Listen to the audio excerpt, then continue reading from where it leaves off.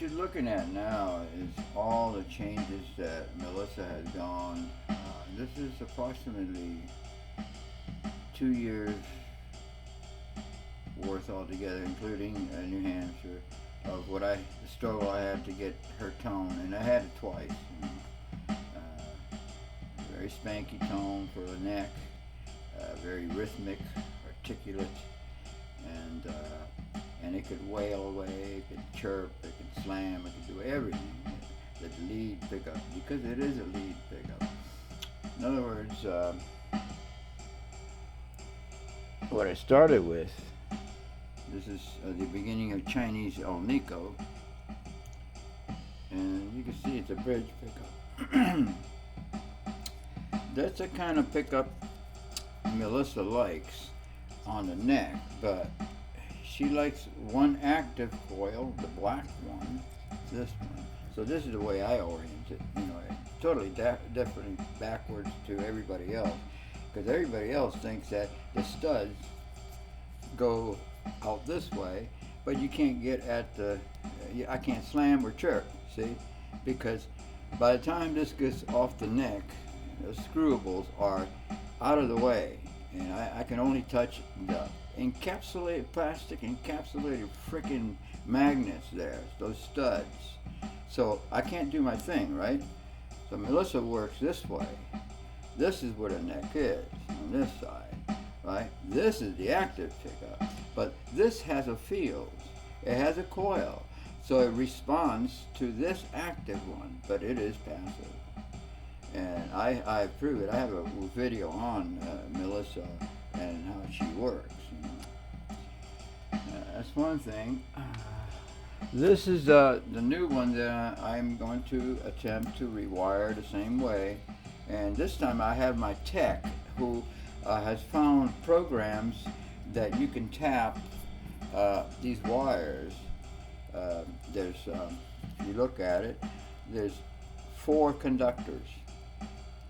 Red, white, green, black, and one shield, which is also a ground and kind of a Faraday cage. It keeps the RF frequencies, or the buzz of the neon lights and all that noise it makes.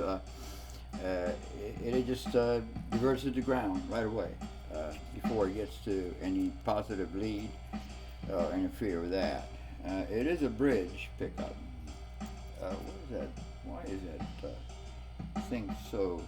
It looks like a shadow, right? I don't understand why it does that, but probably I got it wrong way. But there it is. It's a bridge pickup, and this is okay. This is one of the ones that was working. Actually, the last one. And then out of the zebra types, this is a neck pickup, right? Doesn't like it. She don't like them. They're not spanky enough. They don't put out a voltage that she likes. This is a Seymour Duncan, and this one was wired the same way. And when I tested it, the black coil, this coil, was active, and this was passive. But I could still slam and chirp, rubbing the strings against that metal, right? Metal to metal contact is going to give you some kind of sound. You can't do it if the neck is here and this is recessed into plastic. Don't you understand? Why does the entire world wire it up this way? This way, where the studs next to the neck. Look at any picture you see of a humbucker, a guitar with humbuckers, and you'll see that. I don't do that. I'm totally contrary to that because it doesn't give me what I want. All right. Now this is the first one, that neck pickup. That's a lead. No, that's the one that went microphonic or something. No, this is a neck pickup. But I was attempting to do the same thing. But she won't respond. It's not enough of a voltage with a single coil, because that's basically, if you take,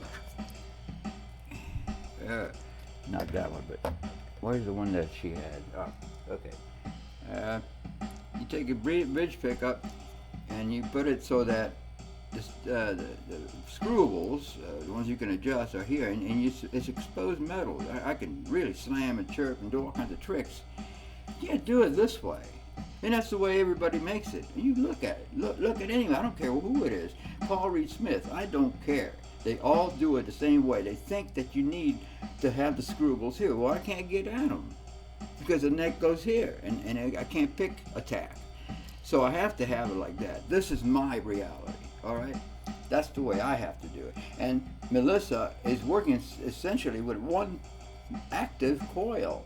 So it's essentially like a single coil, but not really, because you have this field, magnetic field on Nico, and you have the coils in here too, so it responds to this.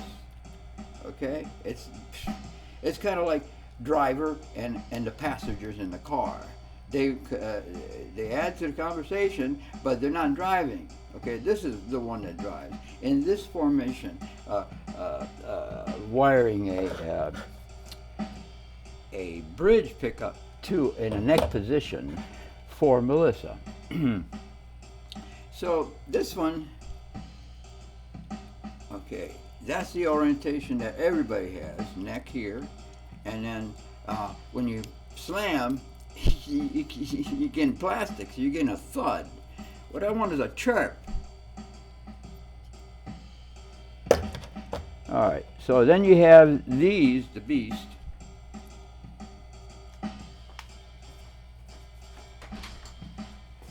This beast has 4 rails. Okay, the back of it, when you turn it, you see, but it's ceramic because I researched it. They are ceramic, but they're so close together. They give a nice full field, and I can work with. Plus, all these 4 rails are exposed. I can work with that. You know, slam the strings against metal to metal to chirp something. Get some kind of sound out of it. This is, I believe, is one of the originals that went microphonic. They do go microphonic. Pickups do, especially hot pickups. They got to be wax and potted very well, thoroughly, so that it dampens that squeal that microphonic pickups get. That where you get near the amplifier and it goes, "Wee!" and everybody looks at you. What are you doing, man? All right, so that's Melissa there. Includes all the things, even the neck pickups. I tried everything. All right. Now we go on to this one here. This guitar is a Travelcaster. First brass that I bought. I didn't know much about it. I bought it and I found out I couldn't even insert my tremolo on there. You couldn't screw it on. You couldn't do anything because this plate here allows it to get into one that you can press in. Okay, so I bought the wrong thing. I didn't know. This is trial and error. But that's Melissa. This is a Travelcaster. This is Allison now. What I'm dealing with, and they included the posts, which I didn't need because the Travelcaster already has them. And so, well, I paid for all that. Now this is the trash. This is the junk that the Travelcaster and Fender uses. This trash. It's pot metal. You take all these unwanted metals and you put them in a vat and you heat it up super hot and you melt them all together. Pot metal is what they use, and it has no real value to me. This is what the Travelcaster came with. This claw. All right. Look at stamped steel. It's nowhere as good as brass. Nowhere near. It's not even musical. Okay, that's what I bought with this. I'm sorry. That's what I bought when I bought this big block. They gave me this. I no longer needed that. But this one came with stamped steel piece of junk, you know, and the pot metal to make the tremolo block, the sustain block. That ain't no sustain there, buddy. Now, the Travelcaster came with these pickups. They just had they were just no real impinging sound to them. They just washed up, you know. They didn't speak. They use the same pickups for any position, all 3 positions. So it's like averaging out and trying to get, you know, something that approximates, but it doesn't hit the nail on the head. So the all the Alnico stuff, Chinese Alnico I'm using right now is from Fleor, and I had the first ones that I got. I don't think were Fleor. It's some other company, but that one petered out and just threw it away. And then I studied about Fleor, and I bought the first one I bought Fleor was Alnico 2, and I didn't really agree with that sound. So I found out that they do have Alnico 5, and that's what I got now to work with Melissa. And actually, these new pickups, especially this one here, this cream. Let me see. Yeah, this one here is a lead pickup. It's a bridge pickup. It says bridge. You can see. And this is a nice sounding pickup. This would be easy to put on Melissa. However, see the size difference and the looks of it. It didn't flow, so I couldn't use it. Instead, I went with the Beasts, which is basically the same idea, with 3 ceramic bars. You can see they even solder it in. You can see. I mean, that thing is fixed, and it's got a big field. I'm not saying that, but it is ceramic. I investigated. Here's what a telly looks like. It's also a bridge. See, but I bought this and I didn't know it was for Telecaster. They didn't make it clear. You see how it's got 3 mounting holes. It got 3 mounting holes because that's where it goes into that ashtray on a Telecaster. Wouldn't buy one of those. I wouldn't. That's basically that. All these parts come with different types of pickups. Springs. Some start kind of wide, and then they taper off, and the other ones are just straight springs. Harder to put in, really. And I have, I got plenty of parts like that. Now, the reason why I got these out here is because if you're a luthier and you do custom shop work like I do, I wouldn't use these 2 together. They're not the same color. You can't put them on the same guitar and expect a nice job. This is just too yellow, and this is flesh color, but I prefer the flesh color to yellow. All right, I'm almost done. In fact, I can call it quits here.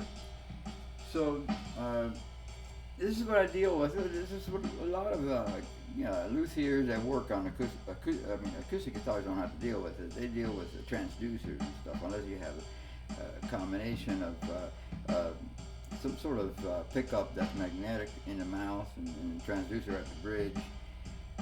Taylor even puts 2 microphones inside, one lengthwise on the guitar to capture that, and the other one's widthwise, which doesn't travel much. They use 2 microphones, tiny ones, and they blend it in with the bridge. That's Taylor for you. What I have is Lunita Mi Corazon, and that's Luna. Luna guitars are basically closer to the original transducers, with the sensor underneath the bridge, and the bone sits on that rod. It's a tiny little thing, it goes just underneath the spacing of 6 strings at the bridge. That's where it sits, and it rests on when the strings rest on top of that bone, the bridge bone, you say a bridge saddle for acoustic, right? It makes that connection better. It can transmit the vibrations, because transducers deal with vibrations, and pickups deal with electrically or magnetically, and with a coil and all that, and the field of the magnet. And Alnico doesn't grab the strings. What it is that ceramics want to grab the string and hold it still, so the string peters out. It doesn't have the sustain. You put an Alnico 5 in there, and you'll see that it allows the strings to vibrate. And that's the difference. I'm going to close with that. God bless everyone. Take care.